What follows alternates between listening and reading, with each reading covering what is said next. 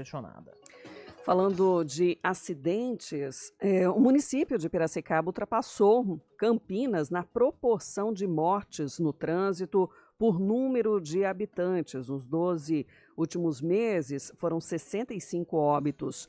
Lá em Piracicaba, aqui em Campinas, 164, é um número maior, mas aí, se a gente vê o percentual, Piracicaba tem uma taxa de 15,22 e Campinas 14,38. Esses dados do InfoSiga, eles trazem também mais detalhamento, né, de onde ocorrem esses acidentes, horário, tipo de acidente também, envolvendo outros veículos ou pedestres, né? E o que a gente percebeu analisando esses dados é que a maioria dos acidentes aconteceu em rodovias da região. E também a maioria provocada por homens ou com homens envolvidos nesses acidentes. E a maioria com mortes também de homens. Das ocorrências também registradas, muitas delas envolvendo motociclistas, tanto lá em Piracicaba quanto aqui em Campinas. E a gente traz essa proporção, né, porque é importante também para ajudar a entender a dimensão do problema e, assim, buscar, né, informação, conscientização da população, porque muitas vezes tem o fator humano mesmo ali da imprudência. Para nos ajudar a trazer mais consciência para esse assunto, com a gente, Paulo Guimarães, que é CEO do Observatório Nacional de Segurança Viária. Bom dia para você, obrigado por nos atender novamente, Paulo. Bom dia a todos aí do estudo, bom dia aos ouvintes, é um prazer falar com vocês novamente.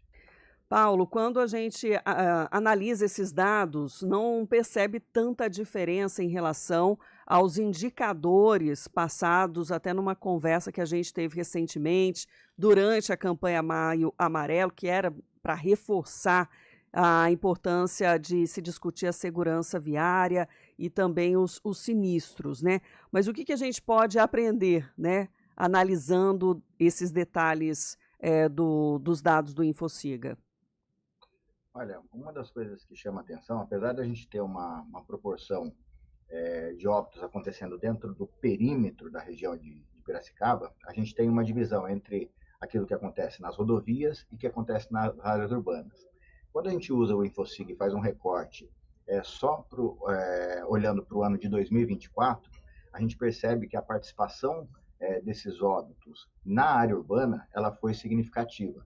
Então, o primeiro indicador, né, a primeira conclusão que a gente acaba tirando é que a cidade está em processo de desenvolvimento, então o crescimento da frota e o crescimento da população interferem na quantidade de viagens que são realizadas, isso aumenta o grau de exposição da população e fica um desafio adicional, tanto para o poder público quanto para a sociedade de uma forma geral, porque a participação do município ela é muito importante para poder reverter esse quadro, né? A gente tem aí a gestão das rodovias, né, que tem acontecido, as concessões que têm evoluído, trazido mais segurança, mas hoje o desafio, e essa é uma tendência não só da cidade de Piracicaba, mas do estado de São Paulo de uma forma geral, e a gente observa isso também nas outras regiões do Brasil, é esse crescimento de óbitos e sinistros na área urbana. Então, acho que esse vai ser o grande desafio, inclusive no momento que a gente está vivendo, né, de transição de governos municipais, onde a sociedade e os meios de comunicação precisam nos ajudar a pautar esse assunto com os candidatos a prefeito. Não dá para a gente deixar de fora do debate político, da gestão de uma cidade, um assunto que hoje traz tanto prejuízo para a sociedade. Prejuízos materiais, prejuízos financeiros, prejuízos sociais muito grandes, né? Você comentou aí o principal recorte de vítima que a gente tem observado, né, na cidade de Piracicaba e todas as outras cidades, são motociclistas jovens. E isso tem um impacto gigantesco também nas questões previdenciárias, porque a gente tem aí uma interrupção de uma vida produtiva na sua plenitude, né? Esses jovens que podiam estar contribuindo para o crescimento do país, para a geração de renda, para a geração de riquezas para o nosso país, estão sendo acabam morrendo ou ficando aí com sequelas permanentes. Quando a gente olha para o Brasil, A gente tem aí um dado aí de cerca de 35 mil mortes no trânsito acontecendo todos os anos e outras 230 mil pessoas que todos os anos ficam com algum tipo de sequela permanente. Então, realmente, a gente precisa trazer para a sociedade e aproveitar esses momentos de debates políticos sobre o futuro da sociedade a partir da gestão das cidades, para colocar e pautar esse assunto que é tão importante. A gente Porque não pode muitas deixar de vezes, fora. né, eles não são colocados como prioritários, né, garantindo mais aqueles de educação, de saúde, mas as condições também de mobilidade afetam esses outros setores, como você falou, né, da economia, a questão previdenciária, da própria saúde, né, no atendimento da rede também, ou até para ajudar no tratamento daqueles sequelados por causa de acidentes. Então, é um tema, assim, como você bem reforçou, importante para essa discussão, para se criar políticas públicas, né, voltadas para a prevenção, para salvar vidas, né? Eu acho que a gente está vivendo, assim, e por um lado, a gente está muito intolerante, né, e quando eu falo a gente, é enquanto sociedade, porque a gente tem observado, e isso tem virado notícia nas últimas semanas, a agressividade entre as pessoas que usam o espaço público. Uhum. Então, o caso mais recente, gravíssimo, né, de um homicídio que ele foi doloso, ele foi intencional, né, utilizando um veículo como arma. Né, todo mundo viu aí o caso do condutor do Porsche, que assassinou, né, um motociclista por uma briga de trânsito. Então, por um lado, a gente está muito intolerante com relação aos comportamentos de uma forma geral. A gente está reagindo de forma muito agressiva a um comportamento inadequado da outra pessoa. Então, a gente vê uma infração de trânsito, às vezes um desrespeito de trânsito, e isso acaba se transformando numa morte. Né? Então, isso é muito grave. E, por outro lado, a gente tem sido muito permissivo com as coisas também, enquanto sociedade. A gente não tem debatido as questões de velocidade, a gente tem observado alguns municípios readequando suas velocidades em áreas urbanas para cima, né, até por questões políticas, né, e tem uma interferência do debate político em relação a isso, e o gestor público ele precisa ter a consciência de que alguns assuntos eles são polêmicos, mas precisam ser enfrentados. Não dá para a gente continuar olhando para a gestão de trânsito e para a segurança do trânsito da forma que a gente está olhando para um assunto que, quando a gente faz um recorte entre a faixa etária de 5 a 14 anos, é a principal causa de morte dessas crianças e adolescentes. Então, a sociedade ela precisa se unir e entender que esse assunto é um assunto grave e que o Brasil está entre os países que mais matam no trânsito no mundo inteiro. Paulo, trazendo mais uma provocação, inclusive, que é parte aí das discussões que os nossos ouvintes colocam. Aqui em Campinas tem uma grande quantidade de radares, né, para tentar conter a velocidade. Você acha que isso é eficiente como educação de trânsito?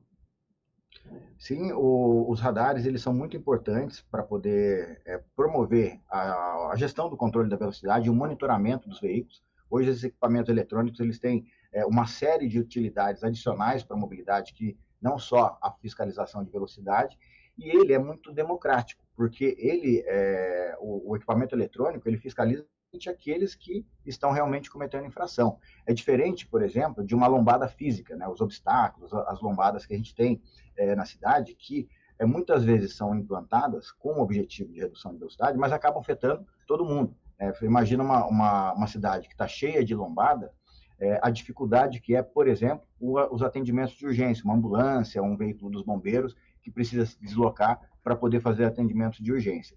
Então, o controle de velocidade, se a gente tivesse uma bala de prata, né, eu sempre brinco, se a gente tivesse uma bala de prata para poder resolver a questão da segurança no trânsito, eu daria esse tiro na velocidade. E os equipamentos eletrônicos são fundamentais para isso. Lógico que a gente tem que ter a responsabilidade do gestor público de fazer a adequação das velocidades das vias de forma criteriosa, de forma técnica. Uhum. Então, o que a gente não pode ter, e a gente sofreu muito ao longo do tempo com essa imagem da fábrica de multas, porque alguns gestores públicos se utilizaram dessa ferramenta para poder fazer pegadinha com a população. Então, uma coisa que é muito importante, por conta de alguns maus gestores, hoje tem essa impopularidade que a gente tem trabalhado também para poder mostrar para a sociedade que é importante uma ferramenta como essa. Paulo, você comentou também do aumento de veículos, né, que faz também ter um maior risco para acidentes. Pensando nisso, né, de tentar retirar, né, a inversão disso, de tentar retirar, colocar menos veículos nas ruas, bate ali no transporte público, né? Eh, a gente tem exemplos de que isso realmente funciona, né, e que seria necessário um investimento maior para garantir essa mobilidade?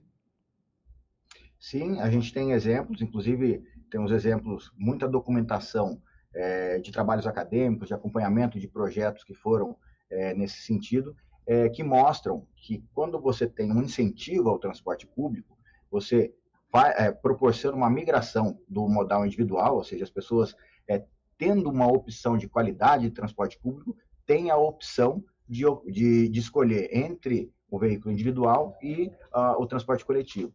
E quando a gente retira essa necessidade massiva do transporte individual, do deslocamento individual, a gente reduz um fator que a gente chama de exposição.